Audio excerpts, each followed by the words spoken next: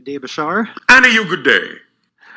So being Father's Day, I guess I want to ask a father-related question. All right, happy Father's Day. Thank you. Father to be. So my wife and I are expecting a son. All right. While the baby's been developing, what are ways that we can support and nurture the growth of the child, both, well, in all ways, spiritually, energetically, mentally, emotionally? Well, again, obviously, first and foremost, by being your true selves, because then the child is being born to parents that are willing to be their true selves, which then act as living examples for the child and how they can be their true selves as well. That's first and foremost, yes? Yeah, definitely. All right. Okay. So then the rest is up to your own imagination.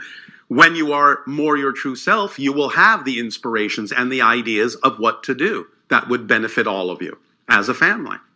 Yes? Yes. When the child then comes into physical reality, as we have said previously, then it comes into the idea of, quote unquote, educating the child, helping them, guiding them, acclimating them to the concepts of physical reality and your societies specifically. Then it's about making sure that you teach them that they are self-empowered beings, as powerful as they need to be to manifest whatever they truly need in life without having to hurt themselves or anyone else in order to do so. Allowing them to find what their passion in life is, and anything that you believe is important for them to understand about physical reality, as the parents, as the teachers, creating with your imaginations a safe space in which they can explore consequences of choices, so that when they then finally get out into the world, they will understand that their consequences do exist for the choices that they make, and they will then make more constructive choices because you've given them the opportunity to practice understanding the connections between the choices they make and the consequences that follow in physical terms. Also, whatever else that you believe they need to know to get along in your world, it would be best again to explore what it is that excites them the most, and then whatever you believe they really need to learn, adapt the lesson to their excitement. Don't try to shove their excitement into the lesson. Mm-hmm. Do you understand? Yeah. By creating interactive scenarios that seem very real for them, you will see very clearly what path they choose to follow. Children who then are allowed to adapt the lessons to their excitement will be eager to learn because you're teaching them how to learn in a way that aligns with who they truly are and uses their talents, their specific gifts, bringing them to bear to absorb information.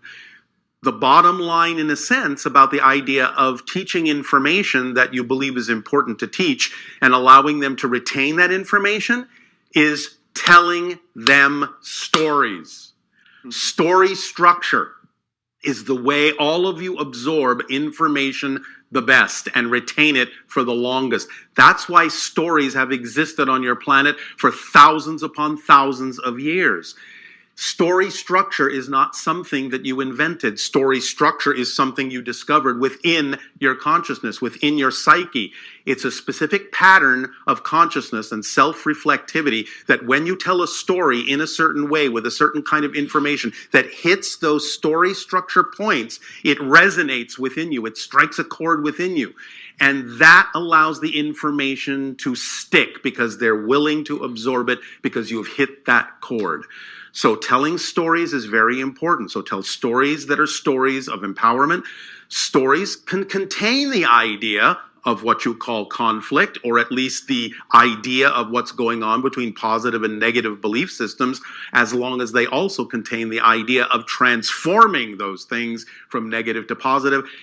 Then the child will retain a very powerful instruction of how to do that in life. Great. That's what we would suggest to you.